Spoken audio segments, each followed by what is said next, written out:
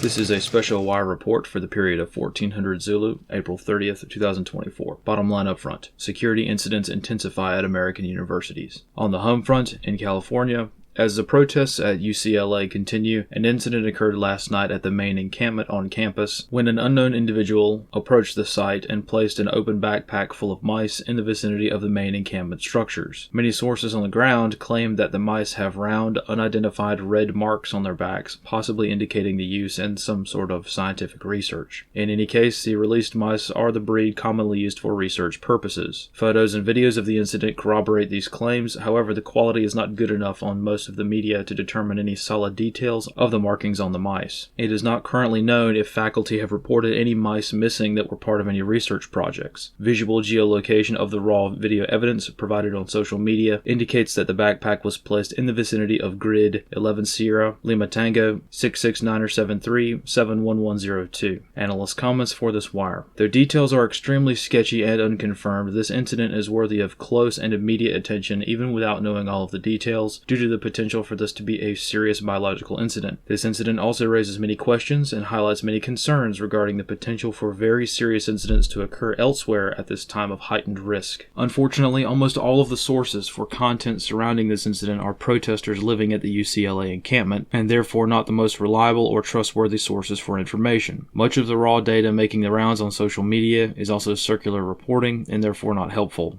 Nevertheless, the potential impact of this action presents a potentially exceptionally grave risk to national security and is absolutely worthy of investigation by CBRN specialists at the first opportunity. Local protesters indicate that authorities are aware of the incident and at least 2 security guards witnessed the act in its entirety. In any case, this act is not something one normally does in the spirit of good fellowship and tends to raise the pucker factor considerably, considering all factors. Many people are put off by the nature of the protests all around, forgetting the national context and high tensions that mandate the more severe possibilities being considered. If mice were indeed injected with a mystery substance, then set loose intentionally into a protest encampment, this incident could rapidly become a very serious problem. Therefore, as terrifying as the prospect seems, assuming the worst case scenario while hoping for the most likely scenario is always operationally prudent until more information becomes available to put minds at ease. The potential for serious incidents occurring at these encampments is exceptionally high, and compounded by the fact that demonstrators have cornered themselves as unreliable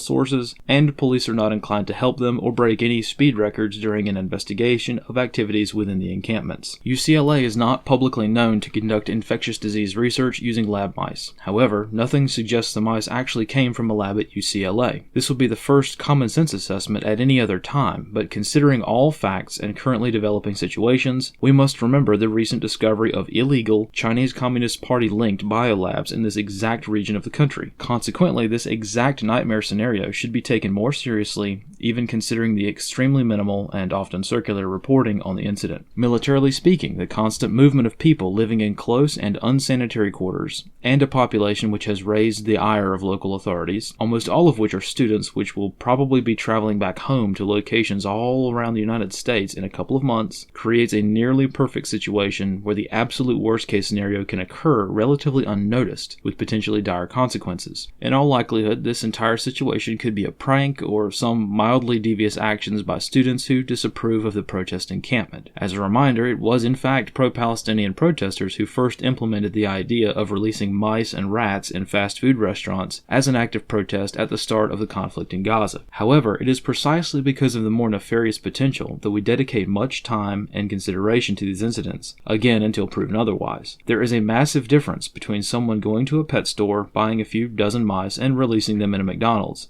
and someone taking research subjects from a laboratory that have obviously been injected with something and releasing them into a crowd of people at the time of maximum effectiveness for a variety of disease transmission vectors. The former scenario is usually seen as a disrespectful nuisance. The latter scenario may be the beginning of a much larger national incident. Unfortunately, encouraging citizens to recognize these threats often falls on deaf ears as people pick the side they want to support or generally remain complacent and apathetic. Even the most basic Carver analysis strongly indicates these encampments are extremely soft targets that present hundreds of vulnerabilities to malign actors. the more nefarious of which is challenging to discuss in a casual manner. Of course, calm and reason win the day in any situation. However, voicing concern and investigating with a sense of urgency due to the time-sensitive nature of the issue, purely with the goal of putting minds at ease, is also a highly desirable goal. So far, this has not happened, and there are few indicators that authorities are taking these increasingly vulnerable situations seriously. One does not have to personally care about the protesters or their cause to see the risks that these incidents bring to the entire nation, solely from the potential of a major incident occurring without anyone noticing. Yesterday it was a backpack full of mice.